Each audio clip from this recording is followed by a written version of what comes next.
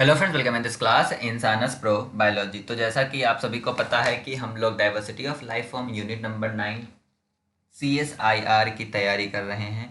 CSIR का unit number 9 को इस बार नहीं छोड़ना है, तो उसके लिए हम लोग PYQ के 7 कंसेप्ट को डिस्कस कर रहे हैं। तो उसी सीरीज में ये हमारा 16 to 20 मतलब 5-5 क्वेश्चन हम डिस्कस कर रहे हैं। ये इसलिए करेगा कि आप लोगों को उतना ज़्यादा मतलब सहयोग नहीं है, इसलिए इतना स्लो चल रहा। मैं वीडियो अपलोड करता हूँ, 10-12 वीडियो व्यूज़ आ रहे हैं। आपको समझ में नहीं आ रहा है, पहला रीज़न हो सकता है। दूसरा रीज़न हो सकता है कि आपके पास बहुत ही अच्छा मटेरियल हो कंपेयर टू जो मैं दे रहा हूँ, मे बी। चलिए आज का हम वीडियो शुरू करते हैं। As per the international code of botanical nomenclature 2006 Vienna code, which of the following is a nothospecies. देखो, याद रखना यहाँ पे क्या है, ICBN।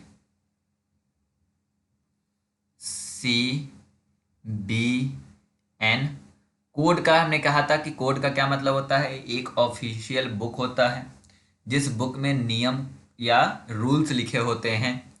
तो 2006 में एक मतलब कोड लिखा गया था, एक उसे वो वीना में हुआ था कॉन्फ्रेंस, मतलब वीना में बैठ के बात की गई थी। और इस कोड में उन लोगों ने डिस्कस किया था किसको, इस कोड में इन्होंने डिस्कस किया है नोथो स्पीसीज को। अब हम नोथो स्पीसीज के बारे में थोड़ा जान लेते हैं कि नोथो स्पीसीज होता क्या है। डेफिनेटली मैं आपको बता चुका हूं, लेकिन अभी मैं फिर से बता रहा हूं। मैंने पहले बताया जितना बार वीडियो में आपका जितने क्वेश्चन आएंगे वो सेम ही क्यों ना होगा कंसेप्ट, बट मैं आपके साथ डिस्कस करूंगा और जो पुराने वाले मैंने बताया था उसको भी मैं बताऊंगा। द रीजन इज दैट कि उससे क्या होगा, आप बार बार सुनोगे आपको तैयार हो जाएगा। टर्म है यहाँ पे देखो, नोथो स्पीसीज। इस टर्म को ध्यान से देखोगे तो दो टर्म से मिलकर बना है। फर्स्ट टर्म है नोथो, दूसरा है स्पीसीज। क्योंकि ये स्पीसीज से पहले लगा हुआ है, इसलिए हम क्या बोलेंगे, नोथो आपका क्या है, नोथो आपका प्रीफिक्स है, प्रीफिक्स है। नोथो टर्म जो होता है इसका मीनिंग क्या होता है ये समझो। नोथो टर्म का मीनिंग होता है हाइब्रिड, हाइब्रिड। और स्पीसीज का मतलब होता है स्पीसीज। तो ये क्या हो गया, पूरा नाम हाइब्रिड स्पीसीज। जो हाइब्रिड स्पीसीज है उसे हम नोथो स्पीसीज कहते हैं, याद रखना। जो हाइब्रिड स्पीसीज है उसे हम नोथो स्पीसीज कहते हैं। और जहां भी हाइब्रिड होता है, हाइब्रिड को प्रेजेंट करने के लिए हम क्या यूज करते हैं, क्रॉस। मतलब हाइब्रिड किस प्रोसेस से होता है, हाइब्रिड जिस प्रोसेस से प्रोड्यूस की जाती है उस प्रोसेस को हम बोलते हैं हाइब्रिडाइजेशन, हाइब्रिडाइजेशन। और हाइब्रिडाइजेशन को साइंटिफिक नेम में ध्यान देना, हाइब्रिडाइजेशन को जो हम प्रेजेंट करते हैं उसका सिंबल जो होता है वो होता है क्रॉस या एक्स। ये हो गया आपका हाइब्रिडाइजेशन का सिंबल। यह सिंबल दो जगह यूज हो सकता है, एक आपका बिफोर द एपिथेट और दूसरा बिफोर द जीनस। अगर एपिथेट से पहले है तो यह हाइब्रिडाइजेशन आपका क्या होगा, interspecific hybridization, interspecific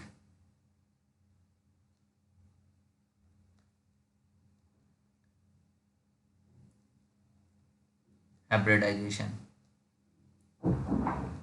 hybridisation. दूसरा क्या है, अगर आपका ये जो क्रॉस है वो किससे पहले हो, जेनरिक से पहले हो, जीनस से पहले हो, तो उसे बोलेंगे हम intergeneric hybridization, intergeneric hybridization. अब इसके बाद आओ थोड़ा क्वेश्चन हमें देख लेते हैं, कुछ और भी चीजें समझने की कोशिश करते हैं। पहली बात, इसका आंसर आपको अगर इतना चीजें पता है, ये सिंबल आपको पूरे ऑप्शन में एक ही जगह मिल रहा है, वो यहाँ पे बीच में है, एग्रोस्टिस स्टोलोनीफेरा। एल, एल का मतलब यहाँ पे लीनियस है। क्रॉस पॉलीपोगन मोनो, अच्छा मोन नहीं होगा, मोनो एस्पेलियंसस एल। ठीक है, तो यहाँ पे क्रॉस आपने देख लिया एक जगह मस्त। अगर आपको क्रॉस जहाँ भी दिख जाए उसका मतलब होता है हाइब्रिडाइजेशन। तो यहाँ पे नोथो स्पीसीज क्या है, नोथो स्पीसीज आपका ये है जहाँ पे आपको ये क्रॉस दिखा है। ओके, अब आपका याद रहेगा, ये दोबारा मैंने बताया, एक क्वेश्चन और इससे पहले इस पे आ चुका था। चलिए कुछ पॉइंट्स जो आपको यहाँ पे रिवाइज करने हैं। पहला पॉइंट, इसके अलावा 2006 के अलावा दो कोड और हमने बात करी है। एक कोड 2012 में आया था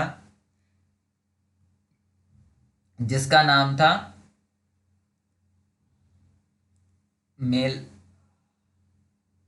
मेलबर्न कोड, मेलबर्न कोड। और एक आपका आया है 2017 में या 18 में जिसका बोलते हैं सहन जेन कोड।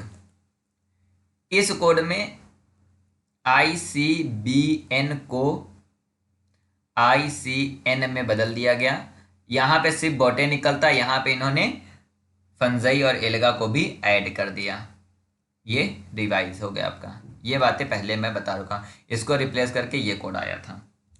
चलिए हम लोग अगला क्वेश्चन पे चलते हैं। ये वाला क्वेश्चन मैंने पहले ही बता रखा है, चलो ये रिवाइज होगा डेफिनेटली, बट मैंने बता रखा है, बट मैं यहाँ पे बताऊंगा, जो नहीं जानते हैं वो याद रखें।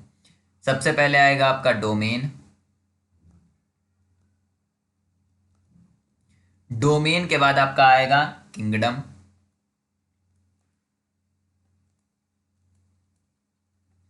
किंगडम के बाद आपका आएगा फाइलम। फाइलम के बाद आपका आएगा क्लास। क्लास के बाद एक टर्म आता है जिसे हम कोहर्ट कहते हैं, कोहर्ट। कोहर्ट के बाद आपका आता है ऑर्डर। ऑर्डर के बाद आपका आएगा फैमिली। फैमिली के बाद आपका आता है ट्राइब। ट्राइब के बाद आपका आता है जीनस। और जीनस के बाद आता है आपका स्पीसीज। दो याद रखना है, कोहर्ट की पोजीशन, टेक्सोनॉमिक ग्रुप कोहर्ट कहाँ पे है, क्लास और ऑर्डर के बीच में। दूसरा आपको क्या याद रखना, मैंने पिछला वाला वीडियो में बताया भी था कि दूसरा आपको याद रखना है ट्राइब। ट्राइब की पोजीशन क्या है, फैमिली और जीनस के बीच में। किसके बीच में है, फैमिली और जीनस के बीच में ट्राइब की पोजीशन है। इसके अलावा रिवाइज क्या करना है आपको इस वीडियो में। इस क्वेश्चन का रिवीजन क्या है, इस क्वेश्चन का रिवीजन है, दो टर्म और होते हैं, एक होता है सब, एक होता है सुपर। अगर मैं यहाँ पे क्लास की बात करूं, अगर मैं क्लास को कहूँ सब क्लास, तो वो इस तरफ आएगा सब क्लास। अगर हम बात करें सुपर क्लास, तो सुपर क्लास यहाँ पे आएगा सुपर क्लास। मतलब क्या है, ये कैसे हो जाएगा, domain, kingdom, phylum, super class, class, sub class, cohort, order, family, tribe, genus, species. Order में भी लगा सकते हो super order, order, sub order, super family, family, sub family, tribe, super genus, genus, sub genus. मतलब terms इस तरह से हम यूज करते हुए चले जाएंगे। ठीक है, क्वेश्चन में पूछा है the tribe refers to the taxonomic group recognized between the. Tribe कहाँ पे है, फैमिली और जीनस के बीच में, फैमिली और जीनस के बीच में ट्राइब आता है। चलिए नेक्स्ट क्वेश्चन पे चलते हैं। A plant species has been described for the first time by the author X. First time author X. Later the species have been transferred to this some other genus by the author Y. Then the author citation which follow the new combination will be. देखो कहानी कुछ इस तरह से है कि एक author ने X, मतलब एक एक्स ऑथर ने एक प्लांट स्पीसीज को डिस्क्राइब करके एक जीनस में रखा, बाद में ऑथर वाई के हिसाब से वो गलत जीनस में चला गया था, तो उन्होंने क्या किया, उस स्पीसीज को डिफरेंट जीनस में ट्रांसफर कर दिया। बट उस स्पीसीज को पहले डिस्क्राइब किसने करा था, एक्स ने करा था, और बाद में उसे ट्रांसफर किसने करा, वाई ने करा।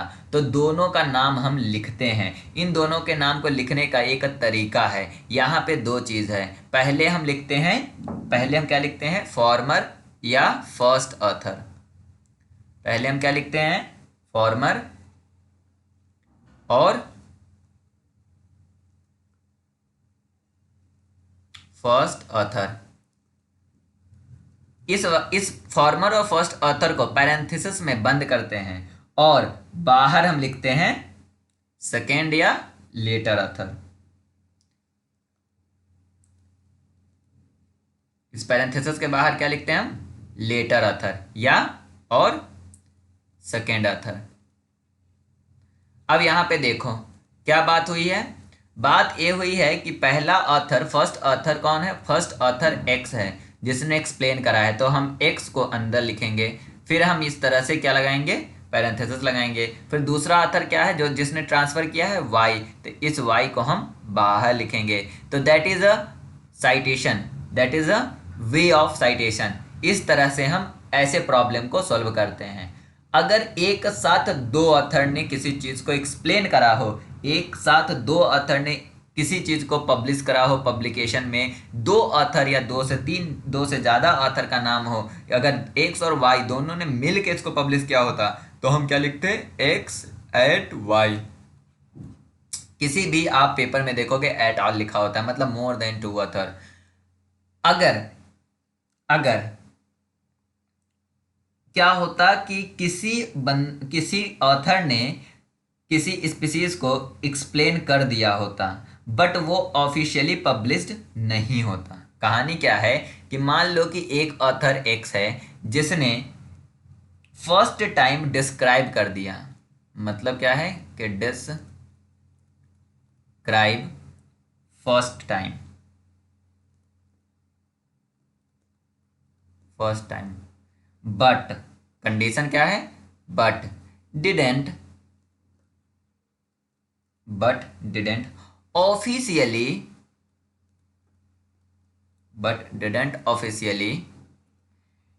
Publish it. फिर क्या हुआ, एक दूसरा ऑथर आया जो कि वाई है। इसने क्या करा, इस स्पेसिमेन को, इस स्पीसीज को क्या करा, एक्सप्लेन करा या पब्लिश करा। Publish the name of the ये वाला स्पीसीज जिसको एक्स ने डिस्क्राइब करा था। ऐसे कंडीशन में एक्स क्या हो गया, उस पर्टिकुलर स्पीसीज के लिए जब नाम आपका वाई को दिया, वाई आया, नाम वाई दिया है, तो एक्स उसके लिए क्या हो गया, उसके लिए एक्स हो गया। तो हम क्या लिखेंगे, एक्स, ई एक्स एक्स वाई। ये बंदे ने क्या करा था, सिर्फ डिस्क्राइब किया था, नाम नहीं दिया है। वाई ने क्या करा है, वाई ने उसी स्पेसिमेन को नाम दिया है। अगर किसी एक ऐसा सिनेरियो आपको दिया जाए जिसमें एक ऑथर ने किसी चीज को डिस्क्राइब किया हो बट नाम न दिया हो, बाद में कोई और ऑथर आके उसको नाम देता है, तो ऐसे समय में जो हम साइटेशन देते हैं वो देते हैं एक्स वाई। तो यहाँ पे एट यूज हुआ है। एट इस कंडीशन में नहीं होगा क्योंकि इस कंडीशन में क्या हुआ था कि ऑथर एक्स ने किसी स्पेसिमेन को, किसी स्पीसीज को ढूंढा था, प्लांट स्पीसीज को, और उसको नाम दे दिया था। बट बाद में वाई ने देखा कि नहीं, ये तो गलत जगह पे प्लेस है। देन वाई ने उसे उठा के उसको सही जगह पे प्लेस किया, दूसरे जीनस में उन्होंने ट्रांसफर कर दिया। तो ऐसे कंडीशन में हम parenthesis, law of parenthesis use करके साइटेशन देते हैं। जो फर्स्ट ऑथर होता है उसको ब्रैकेट के अंदर और दूसरे ऑथर को ब्रैकेट के बाहर लिखते हैं। अगर एट है तो मोर देन टू ऑथर एक ही चीज को एक्सप्लेन करता है, तो एट। यहाँ पे एक्स क्या होगा कि एक्स ने एक्सप्लेन कर रखा था बट नाम नहीं दिया था, वाई ने उसे नाम दिया। बट यहाँ पे ऐसा कोई कंडीशन नहीं, इसलिए ये दोनों होगा नहीं। एक्स और Y, that is the correct answer. X bracket के अंदर और वाई ब्रैकेट के बाहर। डी इसलिए नहीं होगा क्योंकि उन्होंने वाई को ब्रैकेट के अंदर डाल दिया। ब्रैकेट के अंदर, पैरेंथेसिस के अंदर फर्स्ट ऑथर जाएगा जो पहले उसको डिस्क्राइब कर चुका होगा, जो नया होगा वो ब्रैकेट के बाहर होगा। ओके, चलिए इस क्वेश्चन को थोड़ा देखते हैं। लेक्टोटाइस टाइप रिफर्स टू। लेक्टोटाइप को समझने से पहले हम टाइप स्पेसिमेन के बारे में थोड़ा समझ लेते हैं। कितने तरीके के टाइप होता है। जब भी हम कोई नई स्पीसीज ढूंढते हैं, याद रखना, जब भी हम कोई नई स्पीसीज ढूंढते हैं तो उसके लिए हम स्पीसीज को क्या करते हैं, डिपॉजिट करते हैं। जब स्पीसीज को डिपॉजिट करते हैं या जब हम नया स्पीसीज ढूंढते हैं तो सबसे पहले हम उस स्पीसीज का डिस्क्रिप्शन देते हैं, और जिस स्पेसिमेन पे वो पूरा का पूरा डिस्क्रिप्शन बेस्ड होता है, जिस जिस स्पेसिमेन को देख के वो पूरा का पूरा डिस्क्राइब किया गया होता है, उसे हम होलोटाइप कहते हैं। क्या हम कहते हैं, उसे हम होलोटाइप कहते हैं। होलोटाइप मतलब क्या हुआ कि original description of the species जिस स्पेसिमेन पे दिया गया हो।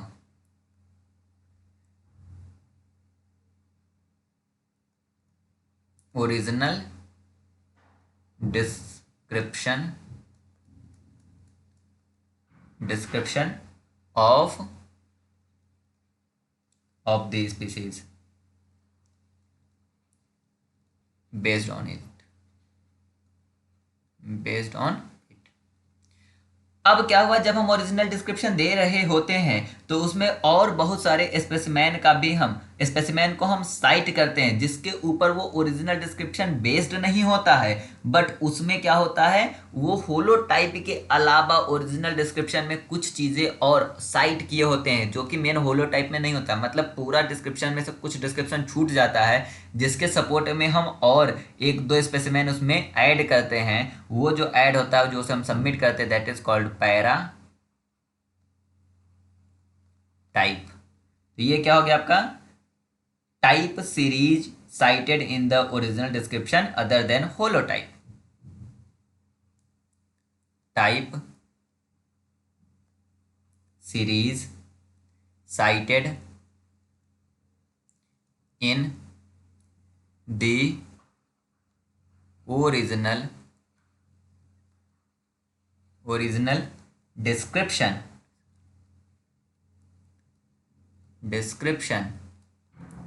original description other than holotype।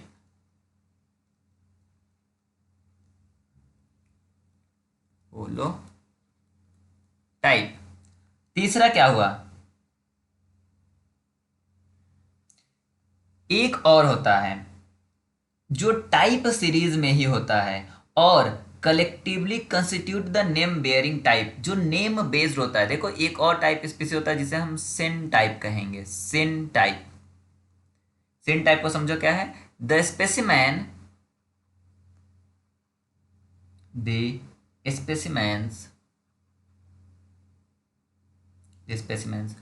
of a type species of a type series that collectively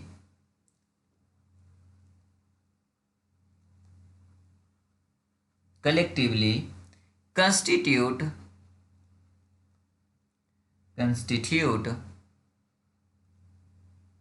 the name bearing type. ये हो गया हमारा सिन टाइप। एक और होता है जिसको हम बोलते हैं लेक्टोटाइप क्या कंडीशन है ये समझो। लेक्टोटाइप में क्या होता है कि जो हमारा होलोटाइप है, ये अगर होलोटाइप खराब हो जाए, डिस्ट्रॉय हो जाए या लॉस हो जाए तो हम एक स्पेसिमेन को पकड़ के लाएंगे और उस स्पेसिमेन को हम बोलेंगे, उसको हम टाइप स्पेसिमेन की तरह यूज करने लगे। क्या कंडीशन है, होलोटाइप जब हमारा खराब हो जाए या डिस्ट्रॉय हो जाए या खो जाए तो हम एक स्पेसिमेन को लेके आएंगे और उसको एज टाइप स्पेसिमेन हम यूज करने लगेंगे, तो उसे हम लेक्टोटाइप कहते हैं। इसमें क्या पॉइंट ध्यान देना है, होलोटाइप आपका लॉस्ट हो चुका हो या वो डिस्ट्रॉयड हो गया हो, तो ऐसे कंडीशन में हम लेक्टोटाइप यूज करते हैं। इसके अलावा एक और कंडीशन हो सकता है जब आपका होलोटाइप, पैराटाइप, सिनटाइप, लेक्टोटाइप सब खत्म हो गया हो। क्या मैंने कहा? होलोटाइप, पैराटाइप, सिनटाइप, लेक्टोटाइप सब खत्म हो गया हो, कुछ भी हमारे पास ना बचा हो, तो हम एक और टाइप स्पेसिमेन लाते हैं जिसे हम नियोटाइप कहते हैं। नियोटाइप कब हो सकता है? Single specimen designated as name bearing type of a nominal species designated when the no name bearing type specimen is believed to be extant any more. कोई भी होलोटाइप, पैराटाइप, सिनटाइप, लेक्टोटाइप कुछ भी ना बचा हो, तो एक सिंगल स्पेसिमेन को अगर हम टाइप स्पीसीज की तरह यूज करने लगे, टाइप स्पेसिमेन की तरह यूज करने लगे, तो उसे हम नियोटाइप कहते हैं। एक और है होलोटाइप का जो अपोजिट सेक्स होता है, उसके लिए जो हम एक टर्म यूज करते हैं उसे हम बोलते हैं एलोटाइप। एलोटाइप। तो सबसे पहला ऑप्शन देखो, यहाँ पे लेक्टोटाइप की बात कही गई है, यहाँ पे देखो ये क्या है, a specimen of opposite sex of the holotype and designated from among the paratype. मतलब क्या है कि अपोजिट सेक्स है वो एलोटाइप होगा। The illustration based on which new species is described. ये जो हमारा the illustration based on which, इसको हम होलोटाइप, इसी को हम होलोटाइप बोलते हैं, जिसपे ओरिजिनल डिस्क्रिप्शन दिया हुआ होता है। The specimen later selected from the group of the syntypes of serves as a type specimen for the species after its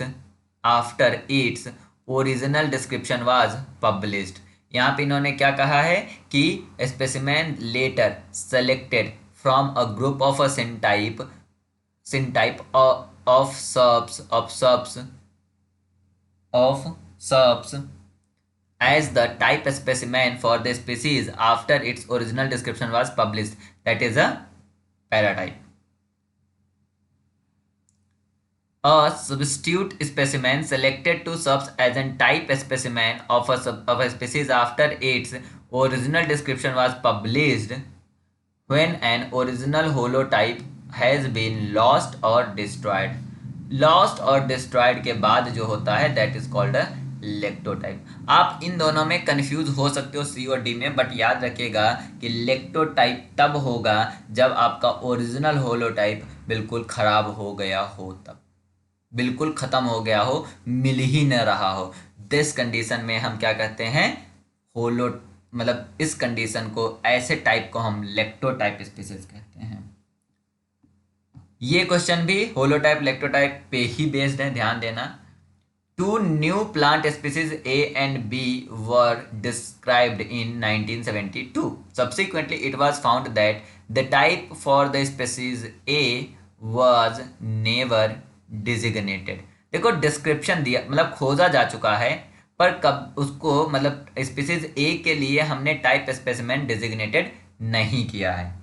मतलब समझो, टाइप जो आपका यहाँ पे ए है उसके लिए ना ही हमारे पास होलोटाइप है, ना ही हमारे पास पैराटाइप है, ना ही हमारे पास सिनटाइप है, ना, मतलब कोई भी तीनों हमारे पास नहीं है। ना हमारा होलोटाइप है, ना पैराटाइप है, और ना ही सिनटाइप है।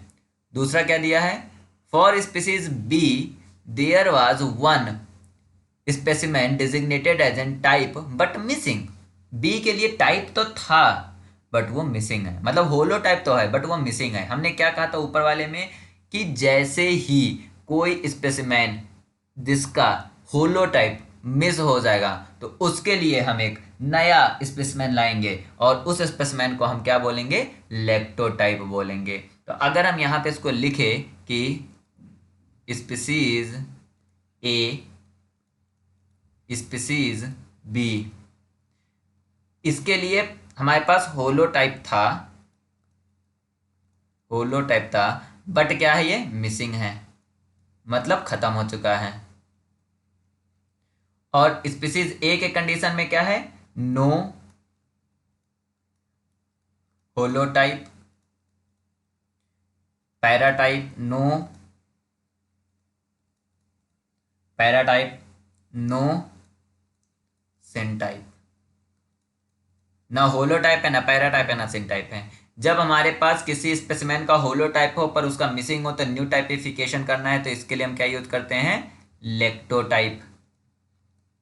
तो हम क्या करेंगे, बी के लिए लेक्टोटाइप यूज करेंगे। जब हमारे पास होलोटाइप, पैराटाइप, सिनटाइप कुछ भी नहीं है तो इसके लिए हम क्या करेंगे, इसके लिए हम एक नया टाइप स्पेसिमेन लाएंगे जिसे हम नियो टाइप कहते हैं, जिसमें लोकेशन सेम होगा।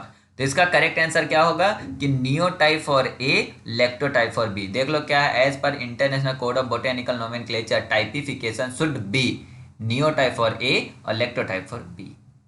तो आज हम लोगों ने 5 क्वेश्चन और डिस्कस किया है। अगर आपको वीडियो समझ में आया है या आपके कोई भी दोस्त जिनको ये लग रहा है कि डाइवर्सिटी ऑफ लाइफ फॉर्म हम पढ़ ही नहीं सकते, क्योंकि हमारे पास तो जूलॉजी था, हमारे पास तो माइक्रोबायोलॉजी था, हमारे पास तो बायोकेमिस्ट्री था, हमारे लिए तो ये बना ही नहीं है, तो उनके साथ हम यही आपसे कहेंगे, गुजारिश करेंगे कि उनके साथ ये वीडियो को शेयर करो और उन्हें बताओ कि नहीं नहीं, आप भी डाइवर्सिटी ऑफ लाइफ फॉर्म से क्वेश्चन सोल्व कर सकते हो। डेफिनेटली काफ़ी इजी क्वेश्चन होते हैं, अगर आपके छोटे छोटे कंसेप्ट अगर सही हैं तो आपके लिए ये क्वेश्चन डिफ़िकल्ट नहीं होते हैं और आप डेफिनेटली इस चैप्टर से काफ़ी अच्छा नंबर ला सकते हैं। Thank you for watching this video. Share this video with your friend. Also subscribe this channel and hit the bell icon to get a regular update from this channel. And also go and participate on the quiz which is released by our team, yesterday, and go and seriously participate in the quiz, which is their link is already in the community post, so go and click. Every Monday 7 o'clock we will release the quiz, and that is a free of cost for all the student who are a CSIR aspirant. Go and grab this opportunity also, and also check out the other videos like Tiffer biology, that is also helpful for you. There are the 14 question in unit 9 CSIR diversity of life form, Tiffer PYQ general science, CSIR general aptitude 18 video. There is a 36 video in under the morning dose, immunology 13 video, and also ICMR biostats and animal biology. Different type of the playlist is there in our channel, so go and check out other videos that help you to boost your preparation related to the biology exam which is held by in India, which is held by the different type of organization like the TIFER, DBT, ICMR, also GATE. Check out the video and grab this opportunity for you. Grab this opportunity. Bye bye.